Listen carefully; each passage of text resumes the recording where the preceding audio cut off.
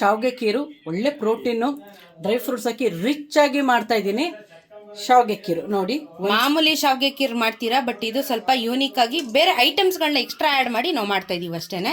ಹೌದು. ಇವಾಗ ಬಾಣಲಿಗೆ ತುಪ್ಪ ಹಾಕ್ಕೊಂತ ಇದ್ದಾರೆ. ತುಪ್ಪ ಹಾಕ್ಬಿಟ್ಟು ಮಾಮೂಲಿ ಶಾವಿಗೆನ ಹುರ್ಕೋಬೇಕು. ತುಪ್ಪದಲ್ಲೇ ಉರಿಯಬೇಕು ಶಾವಿಗೆನ. ನಾವು ಲಾಸ್ಟ್ ಟೈಮ್ ಒಂದು ಶಾವಿಗೆ ತೋರಿಸಿದ್ವಿ, ಅದು ಪ್ಲೈನ್ ಶಾವಿಗೆ, ಬಟ್ ಈ ಸಲ ನಾವು ಸ್ವಲ್ಪ ಎಕ್ಸ್ಟ್ರಾ ಇಂಗ್ರೀಡಿಯೆಂಟ್ಸ್ಗಳನ್ನ ಹಾಕ್ತಾ ಇದ್ದೀವಿ.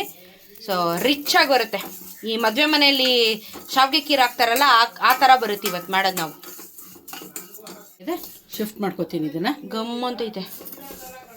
ಅರ್ಧ ಸ್ಪೂನ್ ತುಪ್ಪದಲ್ಲಿ ಗೋಡಂಬಿ, ಸಿಪ್ಪೆ ತೆಗೆದಿರೋ ಬಾದಾಮಿ, ದ್ರಾಕ್ಷಿ ಮೂರನ್ನೂ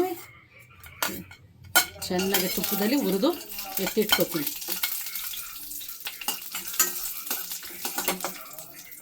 ಯಾಕೆ ದ್ರಾಕ್ಷಿ ತುಂಬ ದಪ್ಪ ಆಗ್ಬಿಡುತ್ತೆ, ಫೈನಲ್ ಆಗಿ ಹಾಕೊಳ್ಳೋದು ಅದನ್ನು.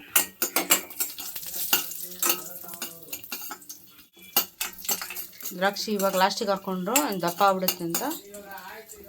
ಈಗ ಎಲ್ಲ ರೆಡಿ ಆಯಿತು. ಇವಾಗ ಅದೇ ಬಾಣಲಿಗೆ, ಯಾಕಂದರೆ ತುಪ್ಪ ಇದು ಮಾಡ್ಕೊಂಡಿದ್ವಲ್ಲ, ಸೊ ಅದೇ ಬಾಣಲಿಗೆ ವಾಪಸ್ ಇವಾಗ ಹುರಿದಿರೋ ಶಾವಿಗೆನ ಹಾಕ್ಕೊಂಡು ಡ್ರೈ ಫ್ರೂಟ್ಸ್ ರೆಡಿ. ಅದು ಮುಳುಗಷ್ಟು ನೀರು ಹಾಕೋತೀನಿ ಅಷ್ಟೇ. ಬೇಯಬೇಕಲ್ಲ ಈಗ, ಅದು ಮುಳುಗಷ್ಟು. ಹಾಲು ಹಾಕೊಳ್ಳಿಲ್ಲ, ನೀರು ಹಾಕೊಂಬಿಟ್ಟೆ. ಇವಾಗ ಹಾಕೋಬಾರ್ದು, ಫಸ್ಟ್ ಬೇಯಬೇಕಾ? ನೀರಲ್ಲಿ ಬೇಯಬೇಕು ಫಸ್ಟು.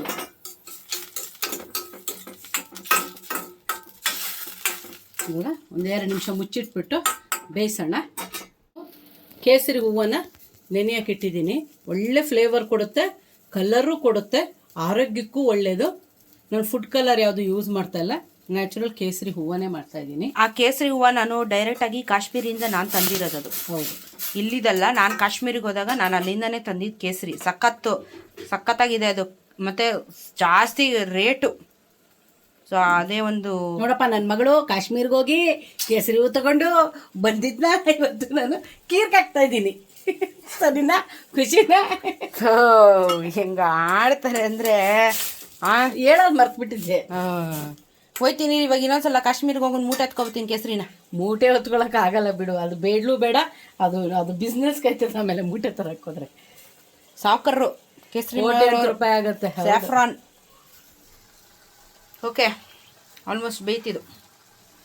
ಇನ್ನೂ ಇಲ್ಲಮ್ಮ, ಇನ್ನೂ ಬೇಯಬೇಕು, ಸೈಜ್ ಆಗಬೇಕು. ಬೆಂದಿದೆ ಇವಾಗ.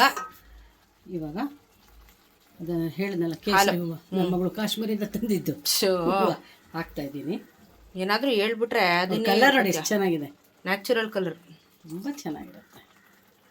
ಇದು ವೇಸ್ಟ್ ಮಾಡಿಬಿಡಿ, ಇನ್ನೂ ಸ್ವಲ್ಪ ಹಾಲು ಮಿಕ್ಸ್ ಮಾಡ್ಕೋಬೋದು ಇದಕ್ಕೆ. ಶಾವಿಗೆ ಖೀರು ಕಲರ್ ನೋಡಿ ಎಷ್ಟು ಚೆನ್ನಾಗಿ ಕಾಣಿಸ್ತಿದೆ. ಆ ಸ್ಯಾಫ್ರಾನ್ ಕಲರ್ ಎಷ್ಟು ಚೆನ್ನಾಗಿದೆ. ಯಮಿ. ಇದಕ್ಕೆ ನೀವು ಕೋವಾ ಬೇಕಾದರೂ ಆ್ಯಡ್ ಮಾಡ್ಕೋಬೋದು, ಇನ್ನೂ ಸ್ಟ್ರಾಂಗ್ ಆಗಿ ರಿಚ್ ಆಗಬೇಕು ಅಂತಂದರೆ. ಪ್ಲೇನ್ ಕೋವಾ ಬರುತ್ತಲ್ಲ, ಅದನ್ನು ಆ್ಯಡ್ ಮಾಡ್ಕೋಬೋದು. ನಾನು ಇದಕ್ಕೆ ಇದೊಂದು ಸ್ಪೂನು, ಇದರಲ್ಲಿ ಒಂದೇ ಒಂದು ಸ್ಪೂನು ಸಕ್ಕರೆ ಹಾಕ್ಕೋತೀನಿ. ನೋಡಿ, ಇಷ್ಟೇ ಸಾಕು.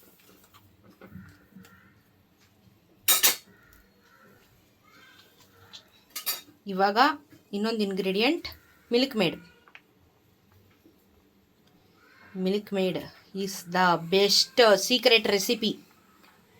ಅದರಲ್ಲೂ ಸ್ವೀಟ್ ಇರುತ್ತೆ, ಸೊ ಹಾಗಾಗಿ ಸಕ್ಕರೆ ಕಮ್ಮಿ ಹಾಕ್ಕೊಂಡಿರೋದು ಅಷ್ಟೇ. ನೋಡಿ, ಮಿಲ್ಕ್ ಮೇಡ್ ಯಾವುದಾದ್ರೂ ಓಕೆ, ಮಿಲ್ಕ್ ಮೇಡ್ ಹಾಕ್ಕೊಳ್ಳಿ. ತಿಕ್ನೆಸ್ಸು ಬರುತ್ತೆ, ರುಚಿ ಅಂತೂ ನೆಕ್ಸ್ಟ್ ಲೆವೆಲಲ್ಲಿರುತ್ತೆ. ಮದುವೆ ಮನೆಯಲ್ಲಿ ಮಿಲ್ಕ್ ಮೇಡ್ ಹಾಕೇ ಅವ್ರುಗಳು ಮಾಡೋದು. ಇವಾಗ ತುಪ್ಪದಲ್ಲಿ ಹುರಿದಿಟ್ಕೊಂಡಿರೋ ಡ್ರೈ ಫ್ರೂಟ್ಸ್ಗಳನ್ನೆಲ್ಲ ಇಲ್ಲಿಗೆ ಶಿಫ್ಟ್ ಮಾಡ್ಕೋತೀನಿ.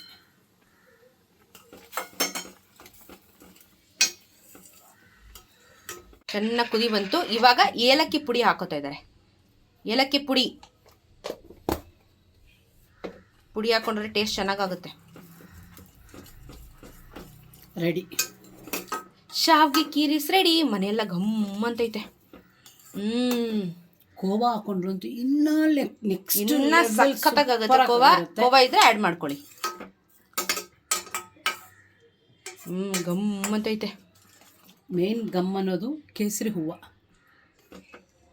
ಆಮೇಲೆ ಮಿಕ್ಕಿದ ಇಂಗ್ರೀಡಿಯೆಂಟ್ಗಳು. ಬೇಕಾ ಇನ್ನೊಂದು ಸ್ವಲ್ಪ ಗಟ್ಟಿ ಆಗೋ ತನಕ ಕುಚ್ಕೊಳ್ಳಿ. ಇಷ್ಟಿರಲಿ ಮಾಡ್ಬೋದು. ಇದು ಪಾಯಸ ಕರೆಕ್ಟಾಗಿದೆ. ಕೀರಿಗೆ ಕನ್ಸಿಸ್ಟೆನ್ಸಿ ಇಷ್ಟೇ ಇರಬೇಕು, ತಿಕ್ಕಾಗೇ ಇರಬೇಕು. ತುಂಬ ತಿಕ್ಕು ಬೇಡ, ತುಂಬ ತೆಳುನೂ ಬೇಡ. ನೋಡಿ, ಇಷ್ಟು ಬೇಕು. ಅಷ್ಟೇ. ರುಚಿ ನೋಡಿ ಹೇಳ್ತೀನಿ, ಸಖತ್ತಾಗೈತೆ. ಬಿಸಿ ಬಿಸಿ ತಿನ್ಬೇಕಿದು ಶಾವಿಗೆ ಕೀರು, ಅವಾಗೆ ಮಜಾ. ಬನ್ನಿ ಗಾಯ್ಸ್. ಕೀರು ಹೊಗೆ ಬರ್ತಾ ಇದೆ ಕೀರಲ್ಲಿ.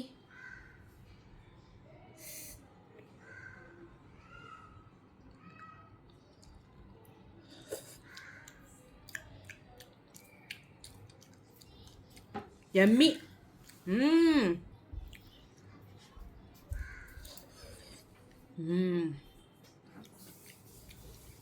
ಮಿಲ್ಕ್ ಮಾಡಿ ಹಾಕಿರೋದಕ್ಕೂ ಮಸ್ತಾಗಿದೆ. ಸೇಮ್ ಇನ್ನೊಂದು ಸ್ವಲ್ಪ ಗಟ್ಟಿ ಮಾಡಿಕೊಂಡ್ರೆ ಮದುವೆ ಮನೇಲಿ ಎಲೆಯಲ್ಲಿ ಕೊನೆಯಲ್ಲಿ ಬಡಿಸ್ತಾರಲ್ಲ, ಗಟ್ಟಿಗೆ ಬರುತ್ತಲ್ಲ, ಆ ಥರ ಶಾವಿಗೆ ಕೀರಾಗುತ್ತೆ. ಇನ್ನು ಸ್ವಲ್ಪ ಗಟ್ಟಿ ಮಾಡ್ಕೋಬೋದು ನೀವು.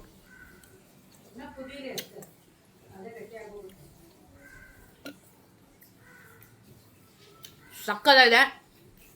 ಸ್ವೀಟ್ ಕೂಡ ಓವರ್ ಆಗಿಲ್ಲ, ತುಂಬ ಮೆಲ್ಡ್ ಆಗಿದೆ. I like it. ಚೆನ್ನಾಗಿದೆ ಗೈಸ್, ಟ್ರೈ ಮಾಡಿ, ಕಮೆಂಟಲ್ಲಿ ತಿಳಿಸಿ. ಅಥವಾ ನಿಮ್ಮ ಮನೇಲಿ ಶಾವಿಗೆ ಕೀರನ್ನ ಯಾವ ಥರ ಮಾಡ್ತೀರಾ ಅದನ್ನು ಕಮೆಂಟಲ್ಲಿ ತಿಳಿಸಿ, ನಾವು ಕೂಡ ಟ್ರೈ ಮಾಡ್ತೀವಿ. ಚಾನಲ್ನ ಸಬ್ಸ್ಕ್ರೈಬ್ ಮಾಡ್ಕೊಳ್ಳಿ. ಬಾಯ್.